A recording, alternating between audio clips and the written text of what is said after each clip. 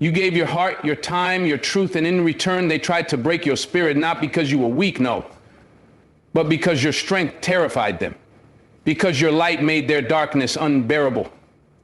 Let me tell you something today that might shake your soul. When a narcissist realizes they can't control you, they don't walk away. They don't bow out gracefully. They go darker. They go lower. And they pull one last desperate, manipulative move to try and ruin what they couldn't own.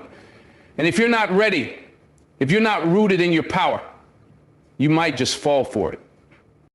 This message is for every strong soul who was made to question their worth, for every warrior who was made to feel like a burden for having boundaries, for every heart that was weaponized against itself. Today we expose the game. Today we name the trap.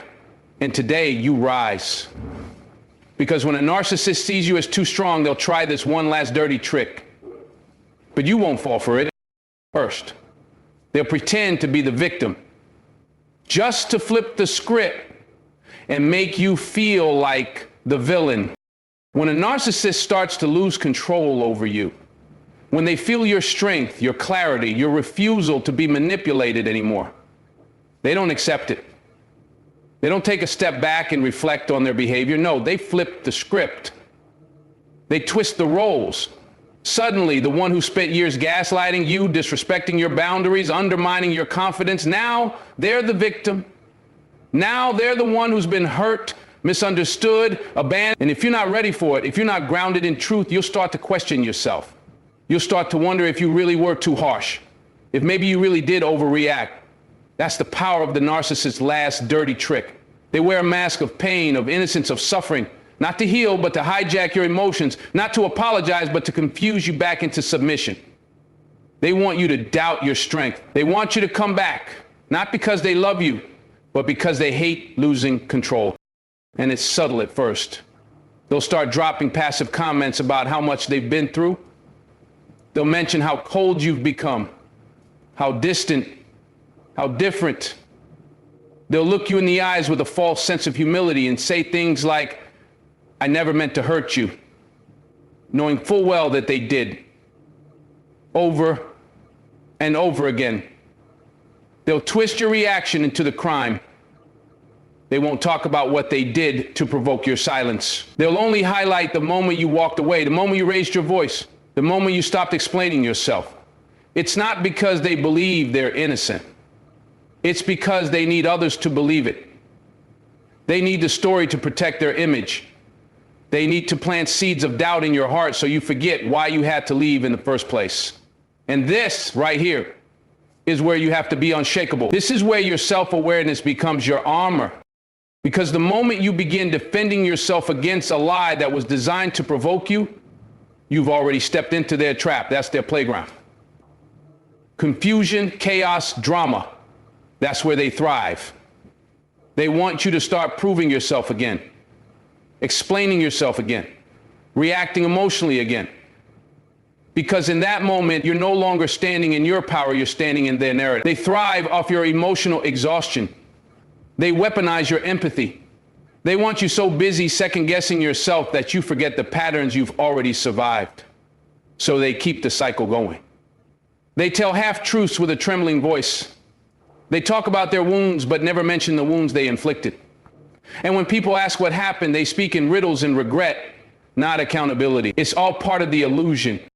And let's be honest, if you've got a good heart, this tactic hurts. It hits deep because you don't want to see anybody suffer, not even someone who mistreated you. That's your humanity speaking. But your empathy without boundaries becomes your weakness in the hands of someone who never planned to change. They're not looking for resolution. They're looking for redemption without responsibility. They want the spotlight on their suffering so no one notices the damage they caused behind closed doors. They cry about being cut off, but they don't mention the 10 chances you gave before you walked away. They cry about being abandoned, but they don't mention the years they emotionally neglected you. And if you're not anchored in the truth, you'll fall for the tears. You'll shrink yourself. You'll apologize for finally protecting your peace. It's all psychological warfare. And the moment they can't control you through charm, they'll control you through guilt. They'll post things online that sound like vague cries for help, knowing you'll read it. They'll reach out to mutual friends just to check on you, knowing that word will get back to you. And what they're really doing is activating that part of you that still wants to be the bigger person, that part of you that still hopes for closure, for mutual respect, for truth. But with a narcissist, closure doesn't come in words. It comes in acceptance. The acceptance that they will twist the story, that they will paint themselves as the victim, that they will get some people to believe it. And none of that has anything to do with your worth or the validity of your experience. It's important to remember, manipulators don't just lie to you. They lie to everyone. They create entire narratives based on their need to be right, to be liked, to be seen as the one who is wronged. And if you're not careful, you'll find yourself defending yourself against accusations that don't even make sense.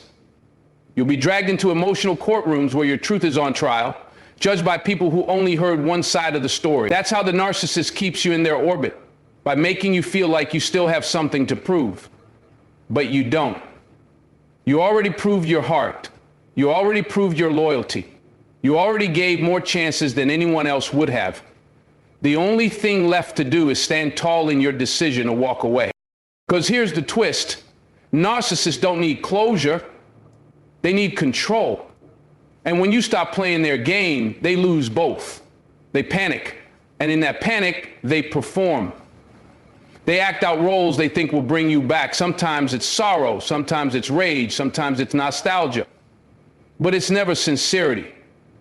It's always strategy. They're strategizing your return. They're strategizing your silence. They're strategizing their clean image while you quietly pick up the pieces of the storm they left behind. But not anymore. Not this time. This time you see it. You feel it in your gut. You know the difference between real accountability and emotional manipulation. And because of that, they can't touch you. You see, the narcissist believes your empathy is a weakness. But they don't understand it's your superpower. Because when it's directed at yourself, when it becomes the fuel for your healing instead of the leash for your suffering, you become unstoppable. They can cry, they can twist, they can pretend to be the victim, but the truth will stand tall even if it stands alone. The truth will echo in your peace. The truth will light your path out of the chaos. So let them tell their story. Let them gather their audience. Let them sit in rooms where they pretend they were broken by your strength. Because anyone who truly knows you, anyone who's seen the pattern, anyone who's witnessed your growth, they already know the truth. And even if no one believes you, that's okay. Because healing is not a performance. It's not about winning people over. It's about reclaiming your power. It's about knowing what you survived. It's about looking yourself in the mirror and saying, I know what happened, and I'm proud of how I rose. The narcissist wants you to need their version of the story to feel whole again, but you don't need their validation. You need your freedom. You need your self-respect. You need your peace of mind. That's what matters now. Not who they fooled, not who they convinced, but who you became in spite of it. And that right there, that's the power they fear most. Not your anger, not your reaction, but your silence, your clarity, your calm refusal to entertain the lies anymore. Because when you stop playing the villain in a script they wrote, you stop giving them the spotlight. And without attention, their whole performance falls flat. So stand tall, stand firm. And when they come crawling back dressed in their newest mask, whispering apologies that don't hold weight, just remember who they showed you they were. Remember the pain you carried alone. Remember how long it took to break free. And most of all, remember that you didn't come this far just to get tangled up in a lie dressed as love. Second, they'll use selective memory, only remembering the moments they can twist against you. It's a cruel thing how someone can stand right beside you through the best moments of your life, benefit from your love, your sacrifice, your loyalty, and then when it suits them, they forget it all. Not just forget, but erase. Rewrite, reframe the story with you as the villain and them as the victim. That's the narcissist's favorite tool, selective memory. They don't just recall the past, they remaster it, not as it was, but as they need it to be. Every moment of kindness you gave, every ounce of patience you showed, every time you held your tongue just to keep the peace, gone, deleted, never happened. But that one time you snapped, that one time you raised your voice, that one time you said enough, that's the only memory they'll ever bring up. Not to understand it, not to heal from it, but to weaponize it against you. They'll hold on to those moments like trophies, like proof that you were the unstable one, that you were the cruel one, that you were the problem all along. And the way they retell it, it's almost convincing, almost. Because they don't come at you with full lies, they come at you with half-truths. Truths cut from the context, stripped of the pain that led you there, void of the buildup, the disrespect, the years of being unheard. They never talk about the fact that you had to scream because no one listened when you spoke softly. They never mention that your boundaries were born out of their repeated violations. They just spotlight the moment you finally broke, and they hang it around your neck like a label. Difficult, angry, toxic. And if you're not secure in who you are, you'll start to believe it. This is how they twist reality, by building an entire narrative on fragments. They'll say you always overreact, forgetting that you spent months staying calm. They'll say you never supported me, forgetting how you put your needs aside to carry theirs. They'll say you gave up on us, forgetting how many times you forgave what broke you. They remember what serves their ego. They remember what paints them as the misunderstood one, what gives them sympathy, what gives them justification. And they say it so convincingly, with so much emotion, that people believe it. Worse yet, you might start to believe it too. You might find yourself digging through the past, trying to defend yourself, trying to explain, trying to prove you weren't who they say you are. But that's the trap. Because the more time you spend defending yourself to someone who's already rewritten the past, the more you lose sight of your truth. You cannot reason with someone who is loyal to their version of events, because their version isn't about truth. It's about control. It's about protecting their image.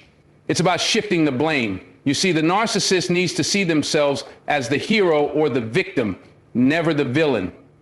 So when you start exposing the cracks in their story, when you start setting boundaries, when you start growing beyond their reach, they panic. They pull out the past, cherry pick the moments that make you look bad and erase the rest. Not because they forgot what happened, but because acknowledging your goodness, your sacrifices, your pain, that would mean admitting they were wrong. And a narcissist would rather lie to the world than face the mirror. They'll even take your most vulnerable moments and turn them against you. That time you cried in front of them, they'll call it manipulation.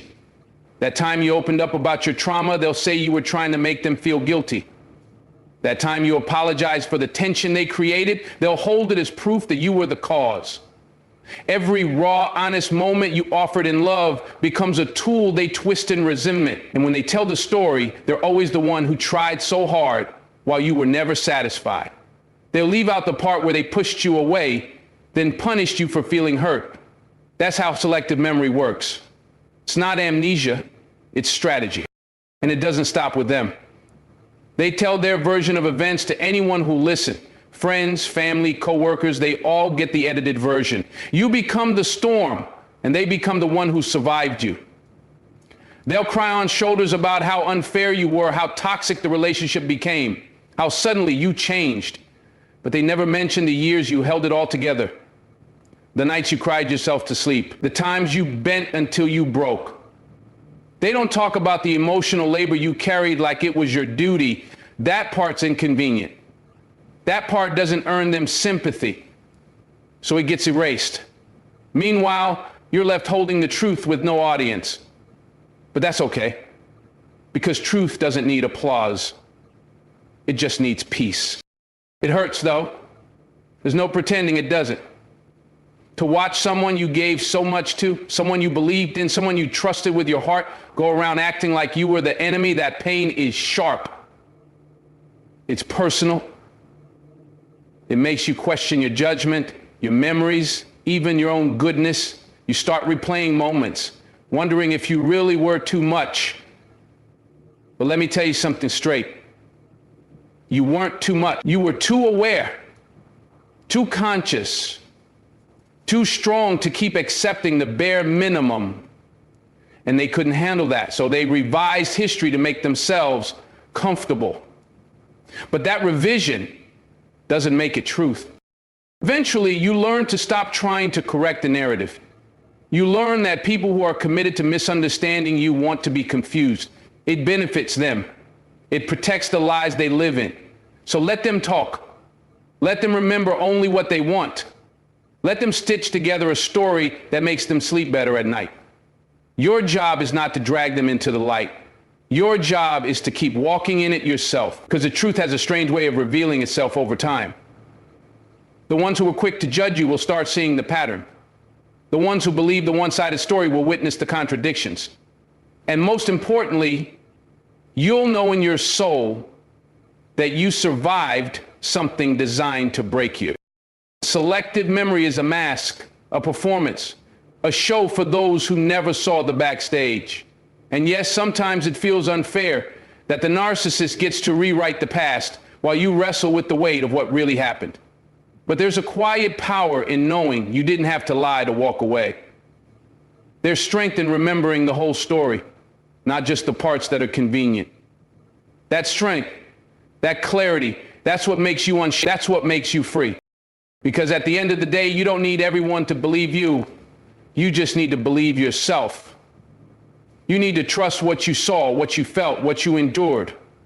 You need to trust that the moments they pretend didn't happen did. You need to trust that your version of the story matters, even if no one else hears it.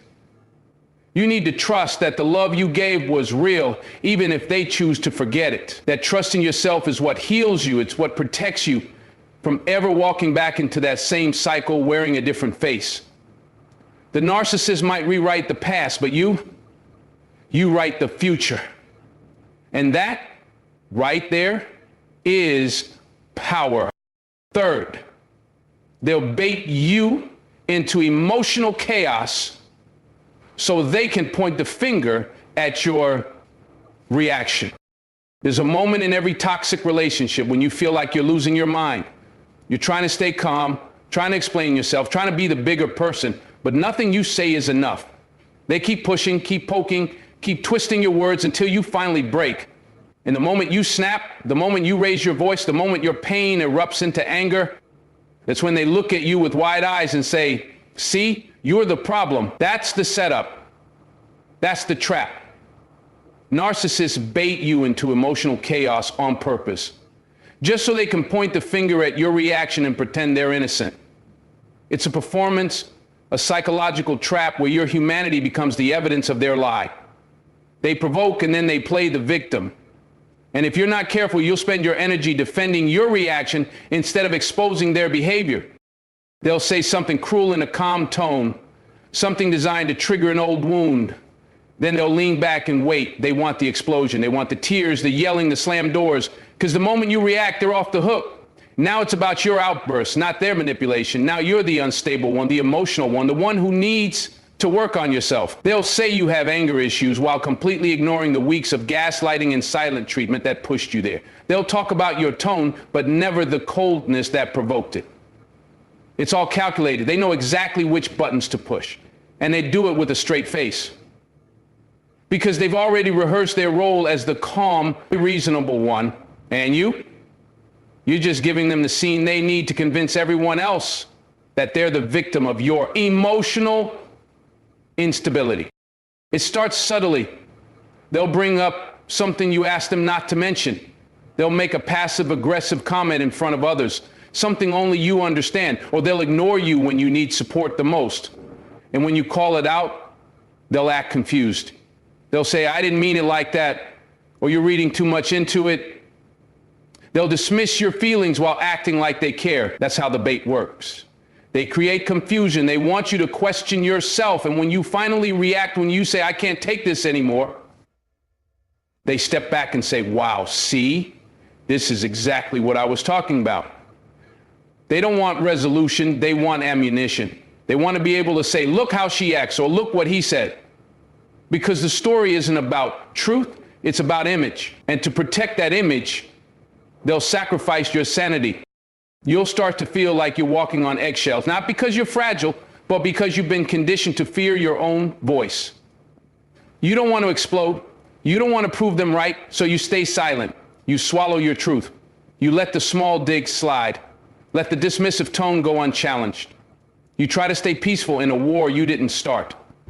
And they love that. Because your silence gives them power. But the moment you speak up, the moment you defend yourself, they pounce. They twist your reaction into a weapon and point it back at you. Suddenly, you're too emotional, too intense, too dramatic. And the worst part? Other people might believe them. Because narcissists are masters of performance. They know how to play composed. They know how to look like the rational one, while you're standing there trying to catch your breath from the emotional fire they started. They want you off balance. They want you doubting your every move. And when they bait you into that emotional chaos, it's not just to discredit you, it's to control you. Because once you're labeled as the problem, everything you say becomes suspect. They can dismiss your truth with a wave of the hand. They can paint your pain as exaggeration, your hurt as manipulation. They make you feel guilty for reacting to what they cause. And if you're not strong enough, you start believing them. You start thinking, maybe I am too much. Maybe I do need to be quieter. And in that moment, they win. Not because they proved anything, but because they got you to silence yourself. It's a cycle. First, they create the storm. Then they criticize you for getting wet. And the moment you try to explain, they say you're making excuses. There's no winning inside their game because the rules are always changing. They'll accuse you of being distant, but when you open up, they call you clingy. They'll tell you to be honest, but when you share how you feel, they say you're overreacting. They want to keep you confused because a confused person is easier to control. And if you're always second guessing yourself, you'll never stand tall in your truth. You'll shrink. You'll apologize for being human. You'll hand over your voice just to keep the peace. But here's what they fear most: clarity.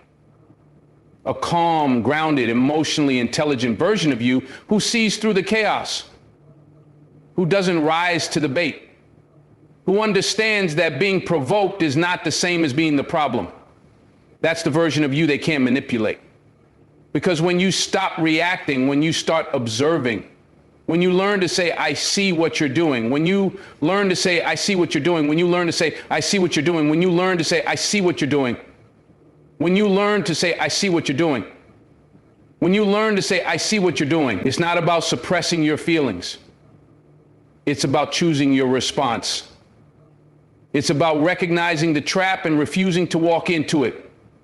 They want a reaction, not a resolution. They want drama, not dialogue. And when you stop giving it to them, their tactics start to fall apart. You begin to understand that emotional chaos is a smokescreen. It's meant to distract you from the truth. And the truth is they're afraid of accountability. They're afraid of being seen for who they really are. So they create chaos and hide behind your reaction. That way, they never have to answer for their actions. But once you realize that, once you stop chasing validation from someone who needs chaos to feel in control, you begin to heal. You start choosing peace even when provoked. You start responding instead of reacting, and in doing so, you make their game unplayable. Because here's what happens when you stop taking the bait. They lose their grip. They start escalating, trying harder to trigger you, hoping you'll return to the version of yourself they could control. But you don't. You breathe.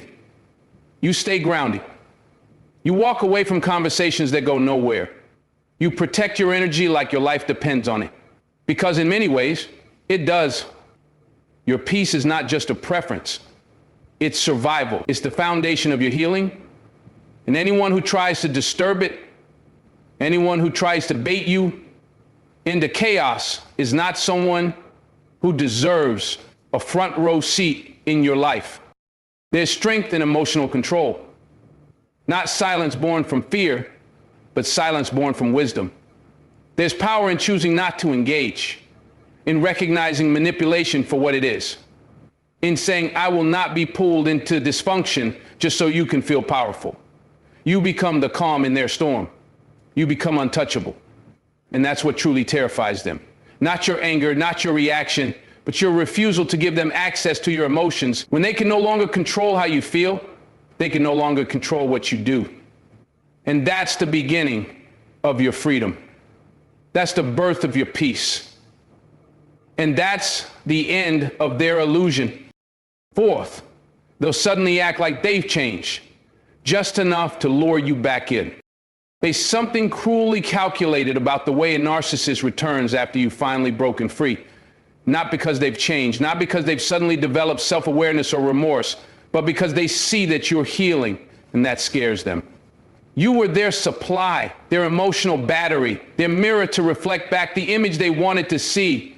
So when you pull away, when you start to reclaim your peace, they sense the loss, not of love, but of control. That's when the mask comes back on.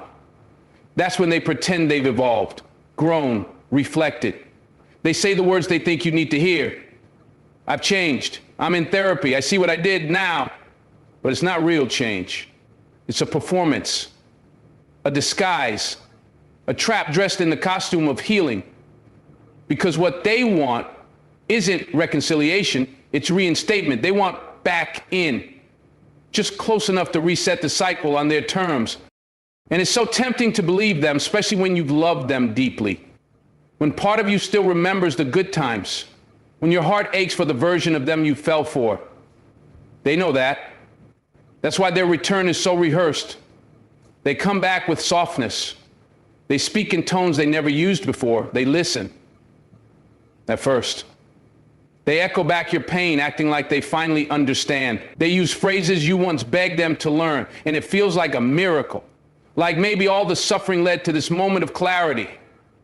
But listen closely, watch carefully.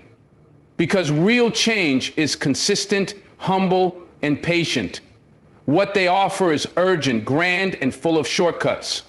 They want you to forget the past too quickly. They want access without earning trust. They want forgiveness before proof. And the moment you start to lower your guard, they speed up the process. They push for reconnection. They tell you how much they've missed you, how empty life has been without you. But when you ask the hard questions, when you bring up the wounds they caused, they deflect. They minimize, or worse, they get frustrated. Because the goal was never to repair the damage. The goal was to erase it, to skip over the work, to regain comfort without accountability. That's when the mask slips, even if just a little. You notice the old defensiveness, the familiar blame shifting, the subtle guilt tripping. You hear the cracks in their story, but your heart is still hopeful. You want to believe this time is different, and that's what makes it so dangerous. They're not relying on your weakness. They're relying on your love. And when you express hesitation, when you say, I need time, or I need to see change first, they start to panic. That's when the charm gets dialed up. They write long texts. They remember your favorite things. They suddenly show interest in your growth, your passions, your boundaries. But not because they respect them, because they want to bypass them. It's not love, it's strategy. A narcissist doesn't return because they miss you. They return because they miss how they felt when you served them. And once they think they've got you emotionally